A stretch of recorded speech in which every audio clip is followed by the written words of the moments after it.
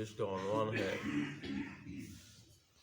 گمراہ کرنے والے قائد، یعنی ایسے لوگوں سے بچنا چاہیے۔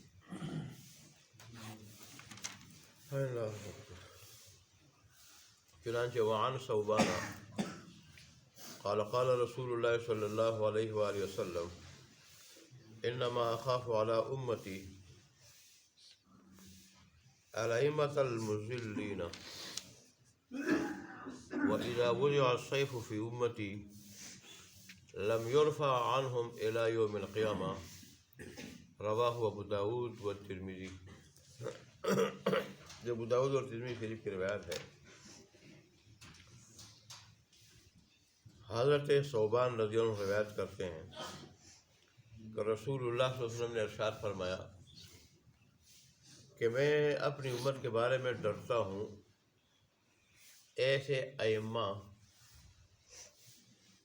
ائمہ سے جو گمراہ کرنے والے ہیں۔ ائمہ امام کی جمع ہے، اور امام مقتدا، پیشوا، لیڈر، قائد، سردار، ان سب کو کہا جاتا ہے۔ تو رسول اللہ صلی اللہ علیہ وسلم نے فرمایا کہ ایک وقت ایسا آئے گا کہ میری امت کے جو لیڈر ہوں گے، جو پیشوا ہوں گے، جو قائد قسم کے لوگ ہوں گے، اور پیشوا وہ گمراہ ہوں گے۔ تو ایسے لوگوں سے بچنا چاہیے۔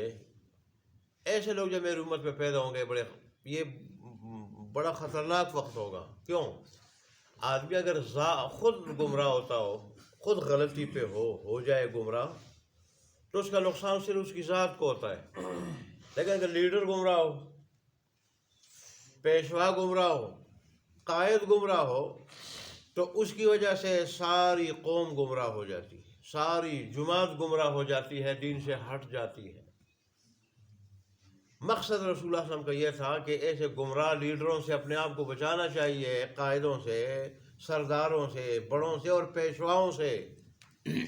اگر ایسا کوئی مذہبی پیشوا ہے جو اللہ اور اس کے رسول کے فرمان سے اور حکم سے ہٹا ہوا ہے، اور توحید کے بجائے شرک میں مبتلا ہے، سنت کے بجائے بدعت میں مبتلا ہے، تو ایسا دینی پیشوا مقتدا ہو یا سیاسی مقتدا پیشوا لیڈر ہو جو بے دین ہو، تو ایسے بے دین اور گمراہ سے اپنے آپ کو بچانا چاہیے۔ یہ مقصد رسول اللہ صلی اللہ علیہ وسلم۔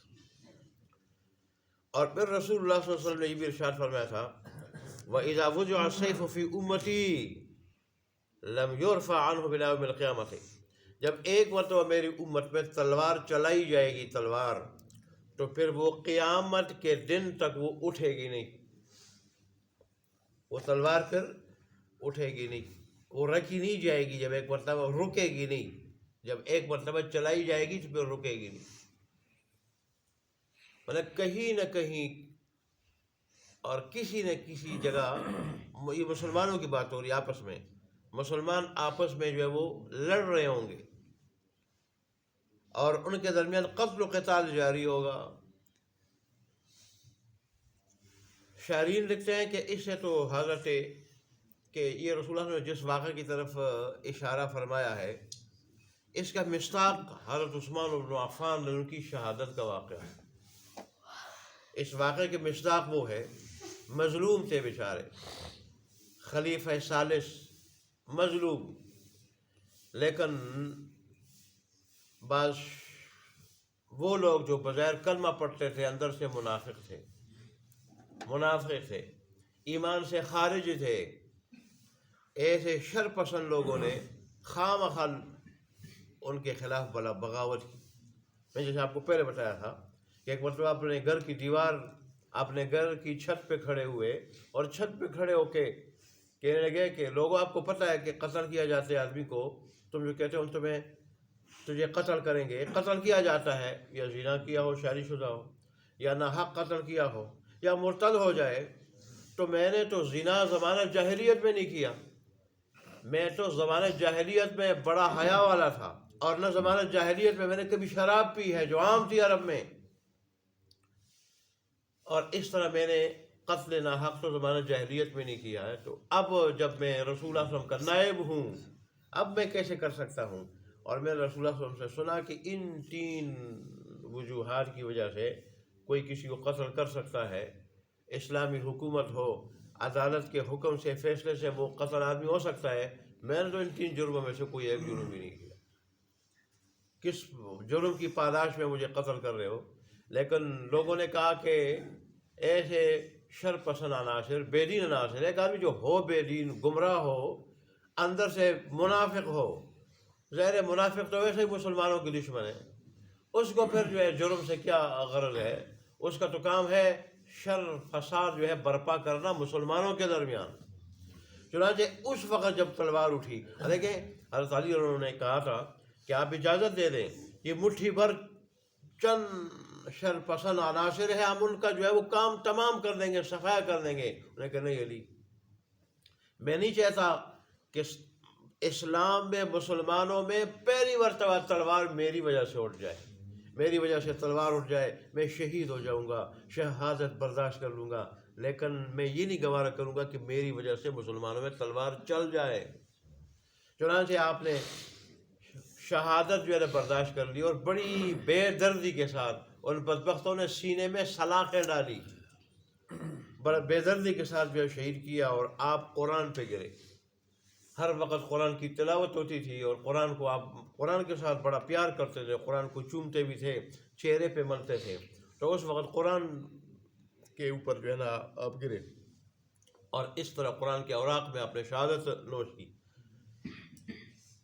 اس وقت جب مسلمانوں نے تلوار چل پڑی، آج تک چل رہی ہے، آج تک چل رہی ہے۔ اس کے بعد ہے کہ کتنے مسلمانوں میں کتنی لڑائیاں ہوئی، حضرت امیر معاویہ حضرت علی عنہ کے درمیان اور مسلمانوں کے درمیان، پھر وہ ہوتی رہی، اور آج بھی مسلمانوں میں کہیں نہ کہیں لڑائیاں ہیں۔ اور دیکھیں، میں جیسے اس دن کہہ رہا تھا، ہر علاقے میں اگر نہیں تو اکثر علاقوں میں کئی زمین کی وجہ سے، کئی بچوں کی لڑائی کی وجہ سے، کوئی معمولی تلخی پہ ایک مسلمان دوسرے مسلمان کی جان لے لیتا ہے۔ اس وقت تلوار تھی، آج بندوق ہے، آج پسٹل ہے، اور اس کی وجہ سے جان لے لیتا ہے۔ رسول اللہ صلی اللہ علیہ وسلم نے جو پیشن گوئیاں فرمائی تھی، منو عن ایک پیشن گوئی صادق آ رہی ہے۔ تو اس لیے رسول اللہ صلی اللہ علیہ وسلم نے ایمان بچانے کے جو طریقے بتائے ہیں، ہمیں چاہیے کہ ہم ایمان بچا لیں۔ اور اس دن آپ کو بتایا گیا تھا، ایمان بچتا ہے، اور فتنوں سے، ہر قسم کے فتنوں سے اللہ اس آدمی کو بچائے گا جو نیک اعمال اپنائے گا، نیک اعمال۔ جس کی زندگی قرآن و سنت کے مطابق ہوگی، اللہ کے حکم کے مطابق، اللہ کے حبیب کی سنت کے مطابق زندگی ہوگی، اللہ اس کو سارے فتنوں سے بچائے گا، ایسے اسباب پیدا کرے گا کہ وہ فتنوں سے بچ جائے گا۔ یہاں تک کہ دجال کے فتنے سے اللہ ایسے لوگوں کو بچائے گا کہ جو قرآن کا مکمل پابند ہوگا، دین اسلام کا مکمل اس پہ عمل کرنے والا ہوگا، اس کو دجال کے یہاں کافر لکھا ہوا نظر آئے گا، یہ ہر کسی کو نظر نہیں آئے گا۔ بہت سارے لوگ اس کے پیچھے لگ کے، جیسے آگے ایک حدیث میں آ رہا ہے، اس کے پیچھے اس کے پاس نہریں بھی ہوگی، اس کے پاس جنت بھی ہوگی مصنوعی، اس کے پاس مصنوعی جنت بھی ہوگی، اور وہ جب چاہے گا تو بارش بھی برسا سکے گا، اور آدمی کو قتل کرنے کے بعد وہ زندہ بھی کرے گا۔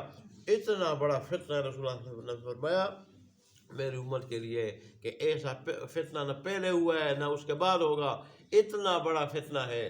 لیکن جو ایمان والا ہوگا، وہاں بھی الفاظ یہی ہے، جو ایمان والا ہوگا اللہ اس کو بھی دجال کے فتنے سے بچائے گا، اور دجال کا یہاں کافر لکھا ہوا اسے نظر آئے گا۔